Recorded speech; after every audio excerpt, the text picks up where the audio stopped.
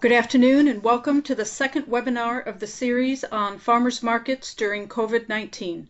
This is a joint venture between Illinois Farmers Market Association and University of Illinois Extension. My name is Lori George and I am one of the University of Illinois local food systems and small farms educators housed in the Mount Vernon area.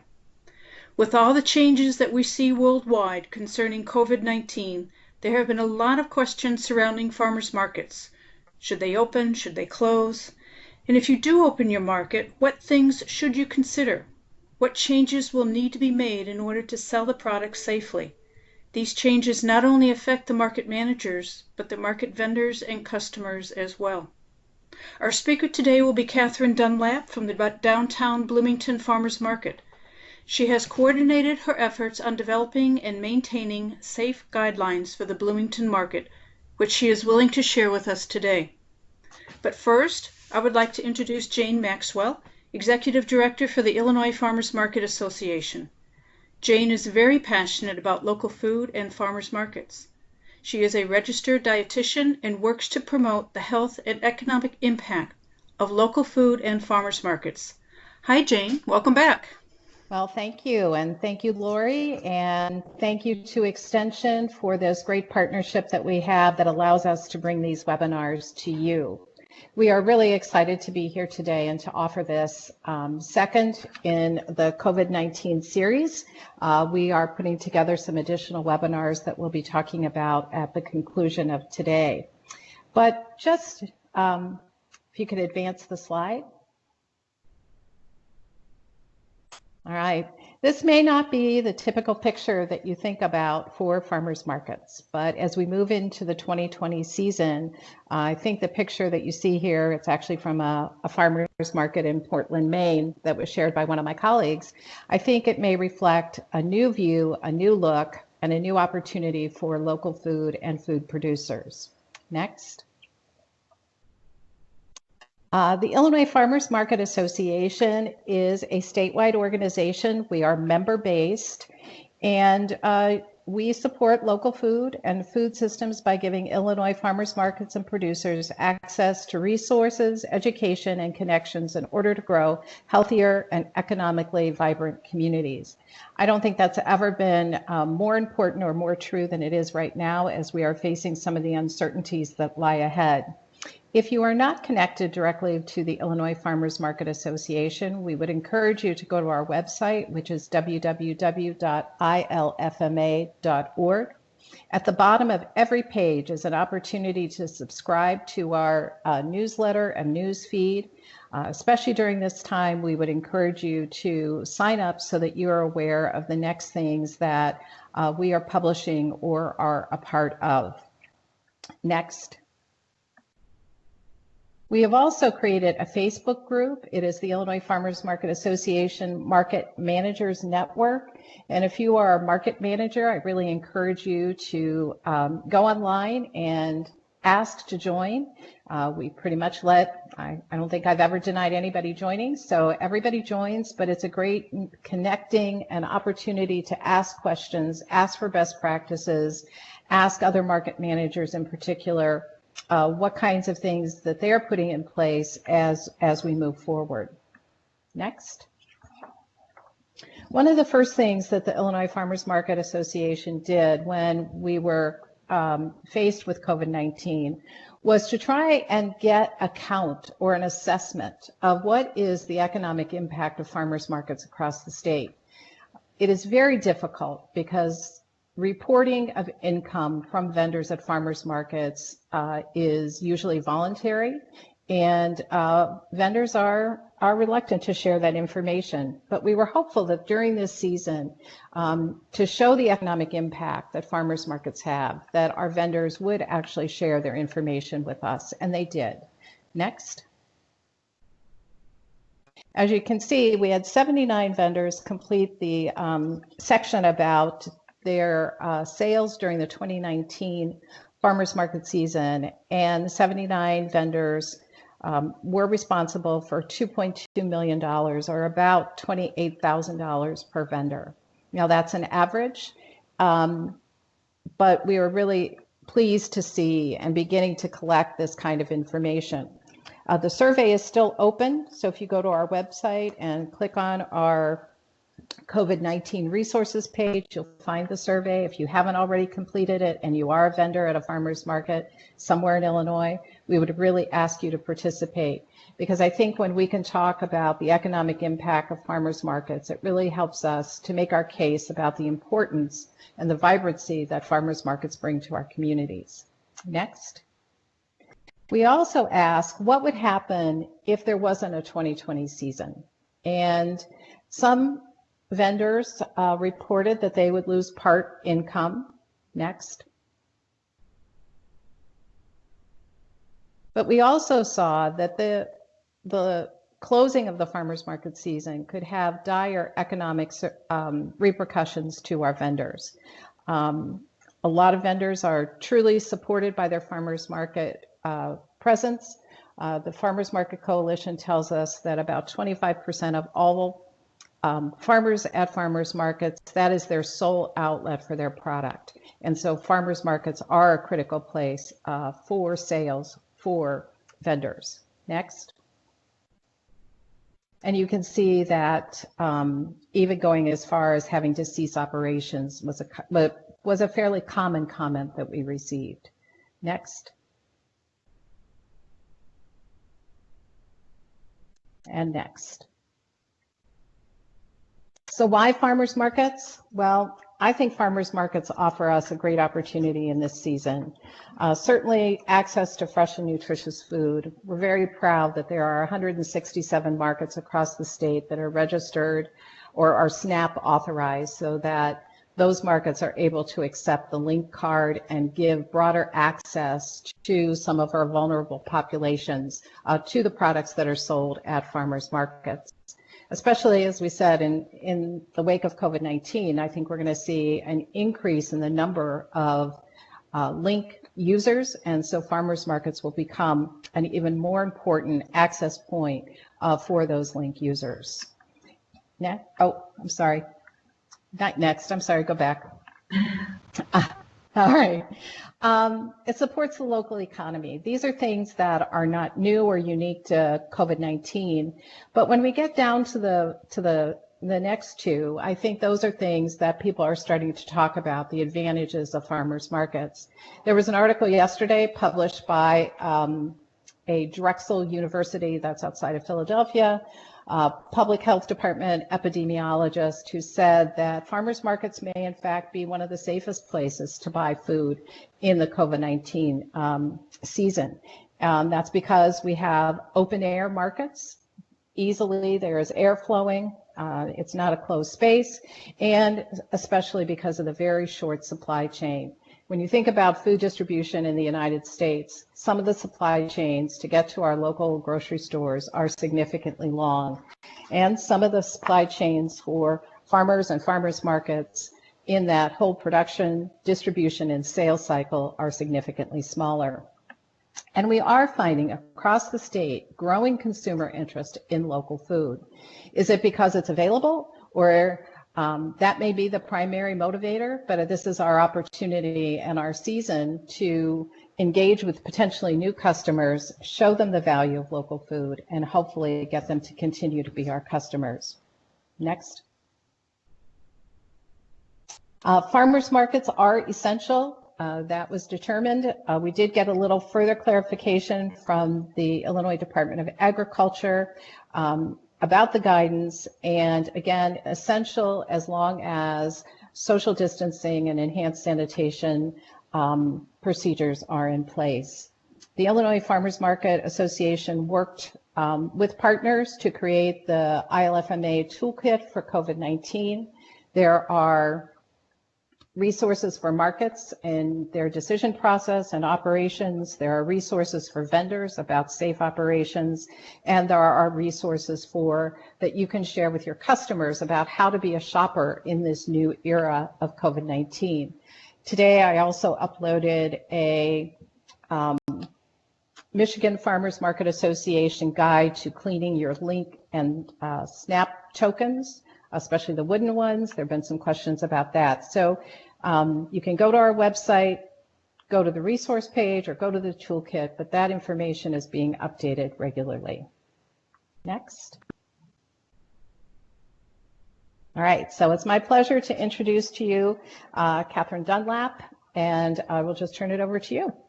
Thanks, Janie. I'm going to apologize ahead of time. My cat has decided that he thinks that he needs to be part of this presentation as well. So hopefully he's gone for the moment. I wanted to thank you for this opportunity to talk about our curbside market that took place on April 18th.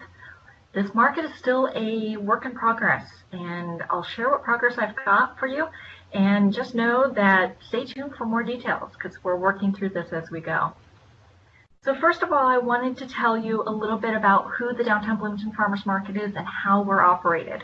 The picture that you see on your screen is a picture that was taken by a local artist, and this is normally what our farmers market looks like. And what if other things hadn't, if the COVID-19 hadn't gone on, that's where we'd be holding our market in a week and a half. Which is the McLean County Museum of History Square. Our farmers market was established in 1997 and became a program of the Uniquely Bloomington Association.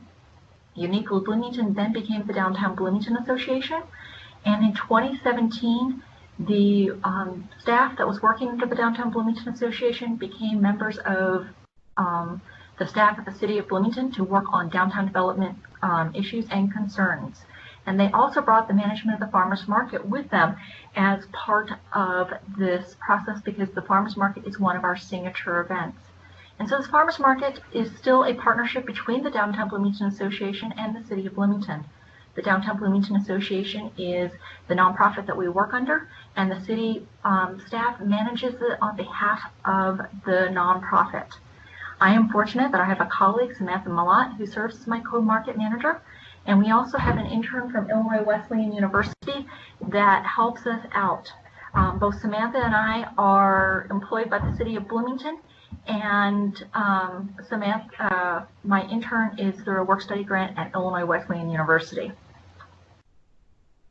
So we are a year-round producer-only farmers market, and we have two seasons: our outdoor season, which runs every Saturday, May through October, and our indoor season, which runs on the third Saturday of, from November through April. The market I'm going to tell you about was the last of our 6 indoor market seasons. We are producer only. We became producer only in 2006, and for us, what producer only means is that the vendors or the people selling in our market must be involved in the harvest, growing process for the products, raise the animals, make the products, or create the art. So just to kind of give you a feel for the timeline, I'm going to go to a couple of slides ahead of time, and then I'm going to, there it is, and I'll go back to it. I meant to put the slide earlier in the presentation. The market took place on April 18th. This was our traditional indoor market. We usually average about 19 vendors for this market, and we had 14 out of the 19 participate in this market. We normally are held inside the Grossinger Motors Arena, and this time we took place outside of it. Our vendor breakdown ended up being 4 meat vendors, 1 vegetable farmer, 4 prepared food, and then 5 of other. We had an egg vendor, honey vendor, somebody who specializes in jams and jellies, and popcorn. When all was said and done, our store ended up with 430 products, and we ended up with 364 orders and over $21,000 in sales for our market. So that kind of sets the stage for what we were working on through the market. So the timeline, we, both Samantha and I were at the Live Local conference in Peoria when we got news that COVID-19 had hit Illinois and things had started transposing. Our city administration, like I said, both Sam and I work for the City of Bloomington, decided that we really probably should have closed our March market that was scheduled for the 21st. So we started pivoting and started planning for what can we do to help our vendors in April and also moving forward. We had looked at Local Line, which is the platform we used for our online store, and we preliminarily looked at it, started doing research when we heard about the partnership with Market Maker. And also we were looking at this as possibly doing this as part of our September and October markets when our sales tend to go down. We were very, very preliminary stages. We cranked all of that up in time for this April market. So we wrote a proposal for our city administration. We were granted approval on March 30th. We worked, because of the way our market was set up, and I'll show you how that was, we needed to apply for a special events permit because we wanted to use city facilities that were outside of the Grocery and Motors Arena, and we also had to have some traffic control devices put into place. We did that. We worked with our engineering department and our facilities department to make that happen. We recruited all of our vendors, and they had until April 2nd to let us know if they were going to participate or not. And then on March 6th, they had to have all their products uploaded. And we launched the store at 5 p.m. on April 8th and closed the store at noon on April 16th, and then held the market on April 18th. So it was a whirlwind of 30 days for our market as we worked on developing this curbside market with online ordering. So what did we do in advance while we were working on that presentation, that proposal for our city administration? We, first of all, talked to a couple of our key vendors and asked them what they would, if they would be willing to do something like this. They agreed, and so we knew that we could probably get enough vendors to do that. I will say that we determined that we needed at least 10 vendors to make this system go. And so we ended up with a 14. There was a little hit and miss whether or not we were going to make the 10, but we ended up making the 10. We had a Square account set up, and we already had our regular credit card system for Link, and we're also trying to navigate how we accept Link. I'll talk about that a little bit later in our presentation. We developed a preliminary logistics plan, and then we started reaching out to different organizations to grant the permission. My supervisor, Melissa Hahn, who's head of the Director of the Economic Development Department, served as our liaison to our city administration to help them navigate this and help them get through this. Having the farmers market listed as an essential service in the governor's order helped our case significantly. We also worked with our McLean County Health Department to get their permissions and their blessing on this market. And we continue to keep them in the loop and work through this. As I told you, we needed to work with our city engineering and facilities departments to get blessing to hold this market outside in the formats we wanted to. So what were the costs associated with this market? Look, we are being charged by Local Line for about $20 per vendor. I will say that we are fortunate enough that we had reserve funds from the April market, from our indoor season, to pay for this market for our vendors. So it was at no cost to our vendors. We also purchased a bunch of supplies and protective gear for our staff and volunteers. One of my friends made 10 masks for all of our volunteers and staff. We had other people that offered to do the same thing for us. We did have to pay a rental fee for the Grocery and Motors Arena.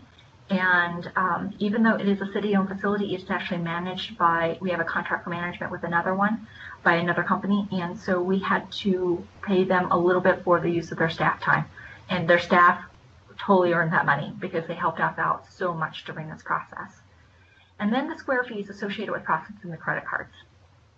And so for about approximately $1,500, that's what it costs to run the market. I will say that my department is actually going to pay the facility rental fee for this, so that helps the farmers market budget. And the farmers market budget is still housed in the nonprofit and is a separate account.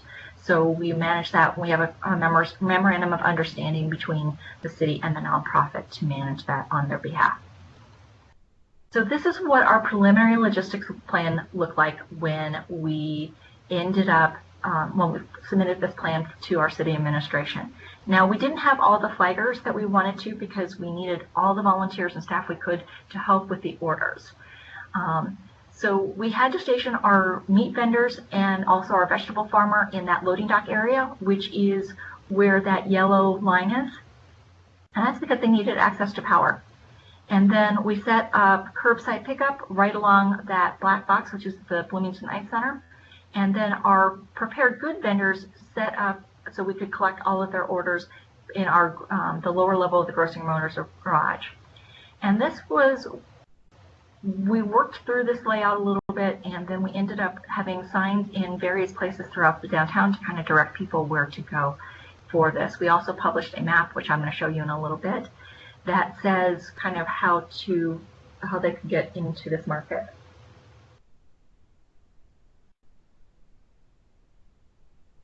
So was the store. I wish I had taken a screenshot of the market when it was live.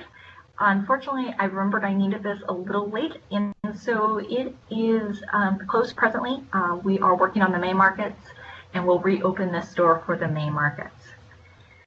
So this is our store. Like I said, you can't really see much now. Like I said, we hope to have it open by next week. So what did it take to launch the actual store? It took a lot of staff hours and a lot of coordination on both our vendor and customer communication. This was a learning process for everyone, including Local Line. Local Line had worked with some farmers markets, but really hadn't worked with a lot of them. So there were processes that we worked with them, and we had to navigate, we had to pivot as we worked through and try to figure out a solution that worked for everybody. We also worked with our 14 vendors on their coordination and trying to get them all of the orders. When we started seeing the order list come in, we were like, oh my gosh, this is huge. And so we are trying to work with our vendors, trying to get them the information they needed about who was placing the order, what kind of things were ordered, so they could start preparing for the market. We also had to physically set up the store. Now, all of our vendors set up their own profiles and listed their products inside Local Line, with the exception of one who does not have internet access, so we helped with that. But when they got all that done, we had to set up catalogs and then put together categories to help our customers navigate the store.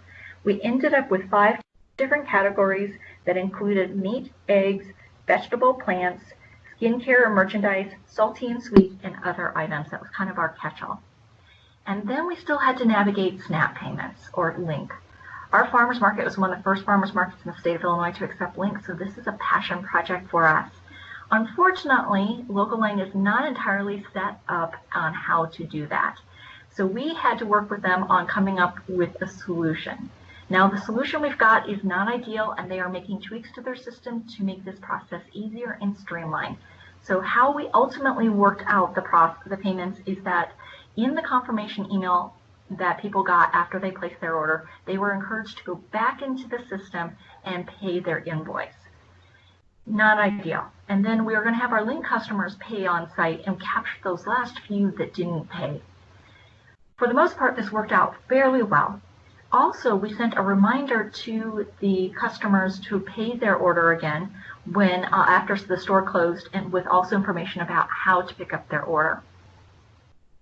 We're still navigating this one with Local Line, and more news to come out on this one later. The way we promoted our market was a lot through our Facebook and Instagram pages. Our city communications director issued a press release on the city, and we got stories done by our local TV station, 2 of our local radio stations, and our newspaper. So getting the information out, when we were starting to run the teasers for the store, it was amazing on how people are like, how do I get involved? How do I get involved? We were on our social media constantly trying to answer questions and meet our customers' needs. Which leads me to the customer communication. We had some people that we had to handhold through the payment process because it's a little different when you actually go back into Local Line and try to set up your payments. And so we were trying to help them through that, plus letting them know how they could pick up. We had people cancel at the last minute. So we were working through all of those customer communication. We were, both Samantha and I were on our social media, checking our social media multiple times during a day, trying to stay on top of our customer questions and concerns. Our store opened at 5 p.m. We did a teaser on our Facebook page, and people were starting to try to set up accounts before we even opened the store because they wanted to be the first to do that. So here we are in the process of still checking the system, and we're getting all these emails going. So-and-so is requesting access to your account. Please allow them. And we're like, oh my gosh, that should have prepared us for what was yet to come. We kept the store open until noon on the Thursday before the market. So I went through that slide already. So day of logistics. Samantha and I had actually gone to the Grocery and Motors Arena on the Friday before the market, where we dropped off all of the gear that we are doing, which included our orders, our tents that we needed, extra tables, signs that we had in place. We added all of that into the Grocery and Motors Arena, so it would be ready for us the day before. We also did one last minute walkthrough with arena staff to make sure that we had everything we needed, and they ended up letting us borrow their food carts so that we could transport our customer orders more effectively. The Grocery and Motors Arena staff was incredible in helping us do that. As part of the email that we sent to our customers, encouraging them with instructions for pickup, we told them that we were having them come in by their last name or their alphabet. So, and we asked people to write their names and put a piece of paper on their windows so that we could help identify our customers and get the orders in place. Our both Samantha, Cam, and I arrived at 6 a.m. and our volunteers started showing up right around 6:30 to help us get set up. I'll talk about our volunteer needs in just a few minutes, but we took a lot of volunteer support to make this market happen. Our vendors got there at 6:30, and the vendors that were waiting to get their, our meat vendors who got there early that were waiting to get their products in, rolled up their sleeves and helped us get this market set up. Our vendors were incredible. We were organizing orders for 2.5 hours. Our first customer arrived at 9:15, and the last customer got through at 12:45, I'm sorry. And then it took us a while to wrap up the market. And part of that was because one of the glitches that we had with Local Line was that when people set up their account name, they put some odd thing in it. Well, that's actually what ended up showing up on the orders. Local Line is fixing that, so it will be their first and last name, and that will be the default, but it wasn't in place when we were trying to do that. So that's one of the things we were trying to navigate. And so because of that, we missed some, our volunteers missed some products for our customers. So we ended up making deliveries to those customers who had paid. So it was a long but great day as part of this. So this is a few scenes of the market. We were so busy with running around customer orders that we forgot to take pictures. My friend Crystal posted these on our Facebook page and granted us permission to use that. Her last name's Temple, and so this is at approximately 11:45 to 12 o'clock when you can see how many orders we still had left at that point and the number of cars that were lined up for our curbside pickup. So volunteer support. We could not have done this without our amazing volunteers. In total, there were 17 volunteers, including some of our vendors. Our meat vendors helped set up because we set up their product later so we could keep temperature control on meat and eggs. So they rolled up their sleeves, they helped set up tables, and they helped process and gather customer orders from the prepared good vendors. Some of our prepared good vendors stayed and helped us deliver orders. So they were incredible. We had over 70 volunteer hours that were contributed to this market. As part of our conversations with the McLean County Health Department, they asked us to have each of our volunteers sign a waiver that basically said that they didn't have any COVID-19 symptoms. And we had them fill out, sign it, and date it, and bring that form to us, and we keep those in a notebook, so if any COVID-19 cases are reported and from one of our volunteers, we can trace and see who exactly was there. We had 2 shifts of volunteers, and the shift from the volunteers that were helping with the customer orders ended up staying and helping us with the customer order, giving out the customer orders as well.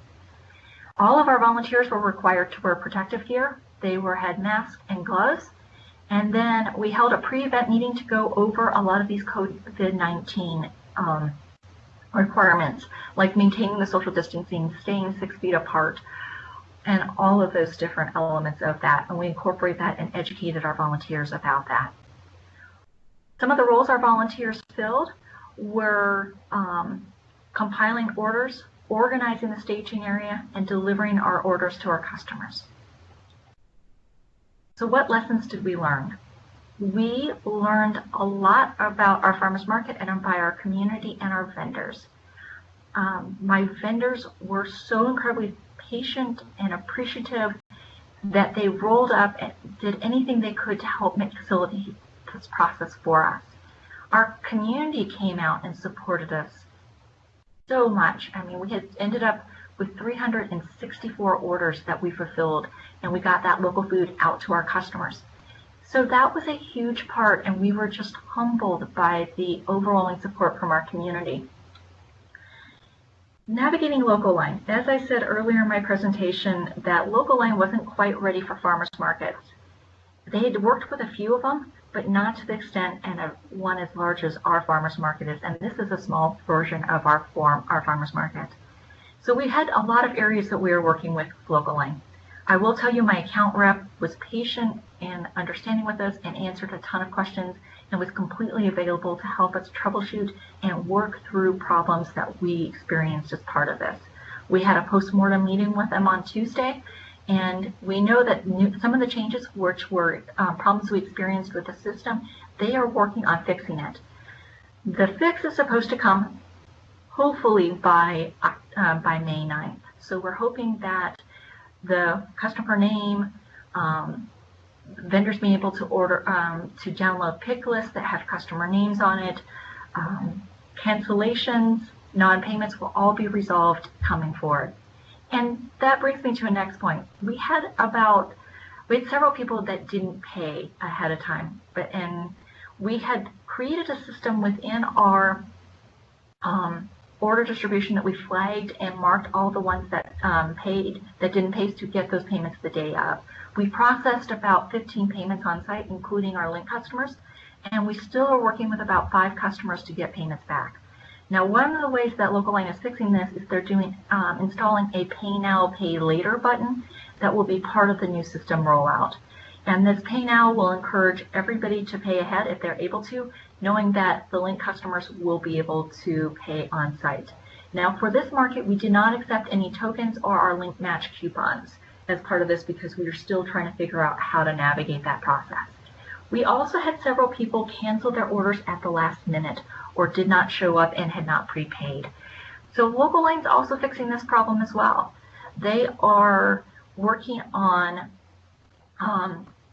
as soon as we download the pick list, which is when our customers, after our store closes, then they are going to not allow our customers to change their orders anymore, so they have to reach out to either Samantha or I during this, the market manager, and then we can communicate more effectively with our vendors about that, and so we won't get those on-site cancellations that ended up with our vendors had the product, and we ended up having to return that product to our vendors. We thought we had a great plan for our volunteer coordination, but when we were actually in the heat of it, we realized that we needed to do a better job with educating our volunteers on the different roles and assigning those volunteers to those different roles, and also a better way of calling out orders and working through that. And so we've got a lot of great feedback from our volunteers that are going to help us move forward as we move into these May markets. We also needed to do more clear direction for our volunteers, for our vendors, on how to package their goods and how to do the customer names. Now, we knew the customer names was going to be a pain point for us during this process, and it continued to be. So we are working with our vendors to help identify how the orders and the customer names and working with us ahead of time on that. And then we're also going to require all of our meat and egg vendors to stay with us till the end, because that was a lot of where some of the confusion came into place. So having those vendors on site will help us navigate that in the future. So moving forward, we hope to be starting our weekly markets in May. We are presently waiting on word from our city administration on when we can officially greenlight this. So we keep on hoping that word's going to come in any minute so we can start planning for our May markets. And one of the things that we want to do is set up everything the night before as much as possible. We know that there are some things that are temperature control that we can't do, but for a lot of our prepared good vendors, we can come in and have them place their items in the customer orders, and then so we can at least get that part out of the way. Because one of the things we also learned is that we need a longer pickup time. We gave ourselves 3 hours thinking that would be enough, but ultimately it wasn't. And so we are working through the times on our pickup and delivery times so we can give our customers more opportunity. So hopefully there's not such a backup in our cars. We're also shortening the time of the orders. We did over a week. It was a week and a day that they had to place their orders. We are shortening that because we're going to a weekly market system, and it had been almost 8 weeks since they had been to a farmer's market before. So we knew that people were stocking up and not knowing when the next time we were going to be able to do this. So we're hoping with the weekly ordering that'll help with the process as well. And we're constantly working on how we're going to reshape when we get the green light that we can hold our farmers market outside and around the McLean County Museum of History Square. As I said before, after we got done with the market, we ended up looking at our social media, and these are just a few of the many comments that our customers and our vendors said about our market.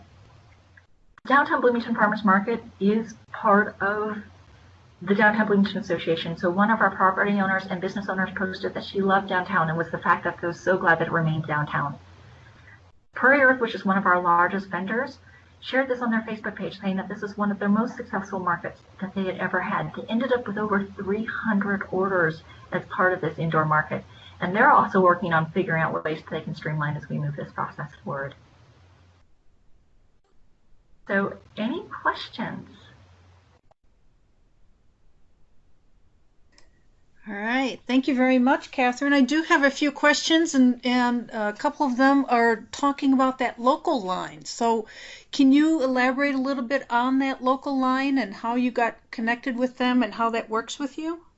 So we were at the Illinois Specialty Growers Conference, and we were talking with the folks at Market Maker and had heard about this partnership that Market Maker was doing with Local Line, this company out of Canada, and which reminds me, they are a Canadian-based company, so when you set up your credit card payments, make sure you talk to your bank so you can get your process payment because it's out of country.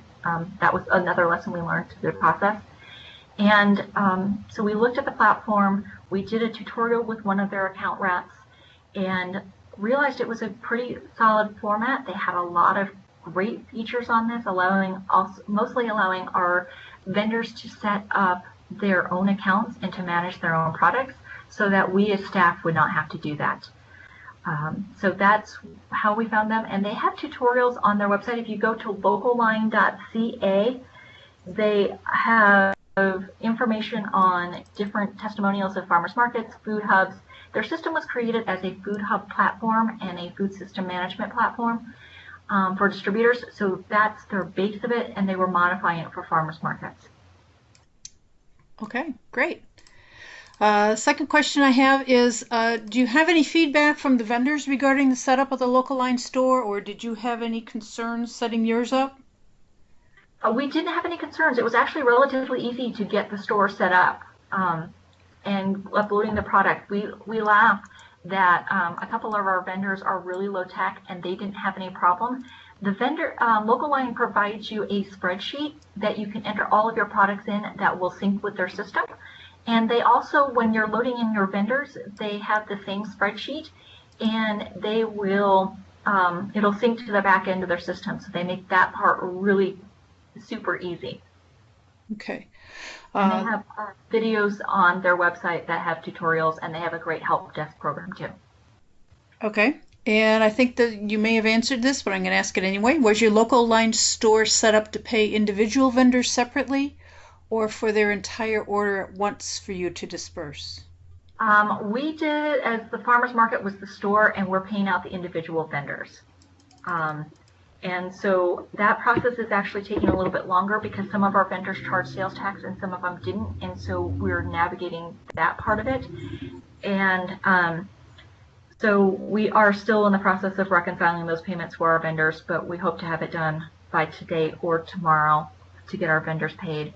I know Local Line has a feature that will allow you for the vendors to do it all themselves, but because we chose to absorb the cost of the platform for our vendors for this April market to get it up and going, that's part of the reason why we chose this. I think Springfield's doing it where all the farmers do everything themselves.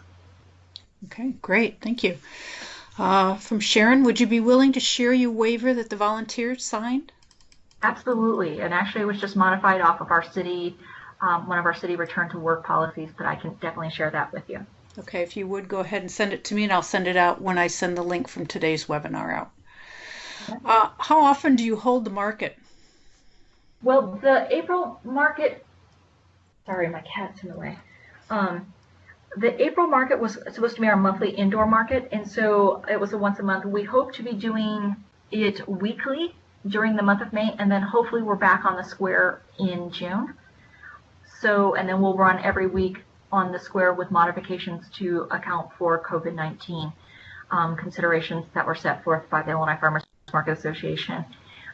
We are still navigating all of that right now. It's daily working with our city administration to figure out how it's going to be the best for everybody, and also working with the McLean County Health Department. Okay, great. Is there an accommodation for those that come to the market without a car? Yes, we actually have a, on the corner of the facility that we used, we had the farmers market information booth set, our tent that we use that for our outdoor season. We had that set up for those that wanted to walk up. We had them, we didn't have very many of them. The Grocery and Motors Arena is in the middle of our neighborhood, and so we did have about 3 or 4 people that walked up to collect their orders and to pay for their orders. They were mostly Arlen customers. Okay, so the individuals that collect the money, do they wear gloves? Do they have protection? Mm-hmm. All of our volunteers and staff wore gloves and face masks during the course of the market. We had sanitizer wipes to wipe down the credit card machine every time it was used. And so we had that as a designated area away from all of our vendors. Okay, so those that handled the money did not handle the produce? Nope, they did not. Okay. And our produce was actually, our vendor that handled the vegetables had them all in boxes or bags, so we didn't even have to touch it. We actually had each of our vendors individually bag their products, so that all we were doing was picking up the plastic or paper bags that were had the customer's orders in it. We did not touch the product itself. And that was something that we required our vendors to set up for us. Thank you. Second question from John. Where are you getting your volunteers from, and were the vendors other than meat and eggs at the market? We had, first I'll tackle the first one for volunteers. We have a dedicated volunteer group that helps us out with our outdoor season, our indoor season, and that was the source of our volunteers. We also posted it on our Facebook and Instagram pages asking for volunteers. And one of our volunteers, who also works for a different department within the city of Bloomington, shared it into our local co-op grocery stores owners page, and we got several volunteers from there to help us out with the market. As far as the vendors go, our baked good vendors are the people that sold honey and did the salsas and all that stuff. We had them set up underneath the lower level of the arena parking deck, and we collected their orders. And Candace from Paulina Pastry and her husband ended up staying and helping us out with the market and helped us with customer orders. And she was one of our traffic control people that was calling out customer names for us as part of this process. And then our meat and egg vendors, not all of them stayed. We will be requiring that in the future.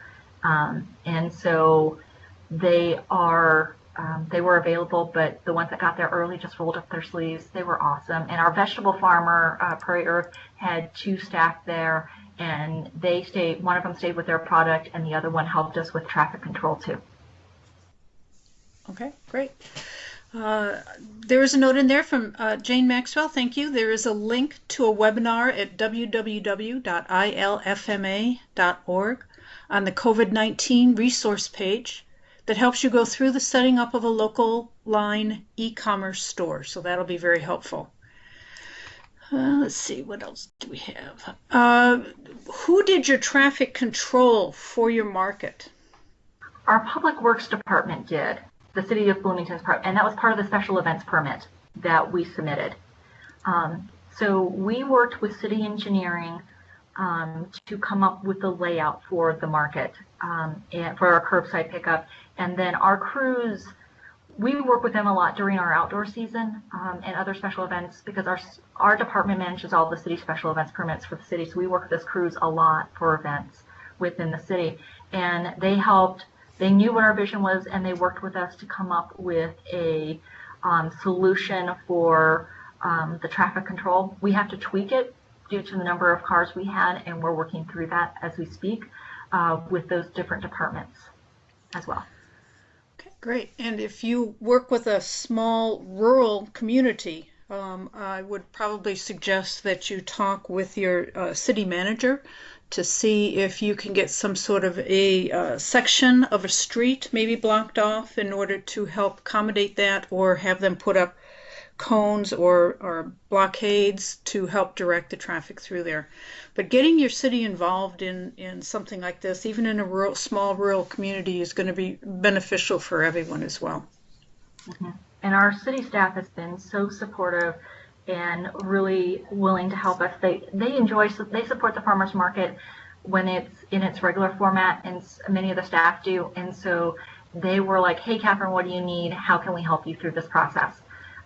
So that was really great to see, and we were just blown away by our overall community support. I mean, everybody was like, "Yes, what we can do to make this happen?" And that doesn't necessarily happen all the time, but we are fortunate it happened in Bloomington. Okay. Did you have any issues with the social distancing of 6 foot between vendors or volunteers? Any issues? Not really. The challenge came in is that we were all running, our volunteers were running so much that they would pass each other, but they were trying to maintain the 6 feet. And because we were using city sidewalks, the sidewalks are at least about 8 feet that way, so we could do some distancing with it, but that was one of the things we were working through with that. We tried our best, but we were constantly moving all the time, and those that were standing never were near each other. They were trying to maintain the 6 feet unless they were part of the same family. Like, for instance, Katie Bishop and her husband Hans were next to each other, and the Witzigs were next to each other, but other than that, everybody, our vendors did really good with the social distancing. And when we set our vendors up in the lower level of the parking deck, we actually put them 2 parking spaces away so that they would they could set up their products in a different format. Excellent. So they could be far enough away from each other. All right. Thank you, Catherine. Jane, do you have anything that you want to add at this time? I think the only thing that I would add is that if you missed it, there is a webinar that highlights the models that Plant Chicago and the Chicago Farmers Market Collective, the Downtown Batavia Farmers Market, and the Carbondale Farmers Market have put into place, and that's what we shared on Wednesday. So the recording of that is on the ILFMA website. Recording of this will be on the ILFMA website as well. But there are lots of models, lots of ideas, and hopefully this starts to set a vision for what you might be able to do within your own community. And thank you, Catherine, so very much for sharing all these resources and your process of going through this. We know that these are some pretty immediate and steep learning curves, and so it really does help all the rest of us seeing what other people have done so that we can learn from that example. We also know that there are more needs out there as people consider how they're going to be doing their farmers markets in the 2020 season. And we were just able to publish that on May 6th, Wednesday, May 6th at noon, Natalie Kenny Marquez from ILFMA is going to be speaking on 10 tips for marketing your farmers market during COVID-19, keeping the lines open with your vendors and your customers will be really critical at this time, and she's going to be presenting on that. So as we hear of needs, please communicate with us and let us know what's going on so that we might be able to put something together that would answer some of those concerns. I think that's what I have, Lori. Okay. Well, I'd like to thank the presenters, Jane Maxwell and Catherine Dunlap, for sharing the information and knowledge on establishing safe farmers markets for the 2020 growing season. I'd also like to thank everyone for joining us on this webinar. I hope you received some information that will help you go forward with your market or vendor booth, keeping customer and food safety in mind during the 2020 market season. A link to the registration will be included in the email today, and it will be sent out this afternoon, along with the link to the May 6th webinar that Jane just mentioned for the 10 tips for marketing your farmers market during COVID-19. Again, thank you for joining us. Have a great day. Thank you.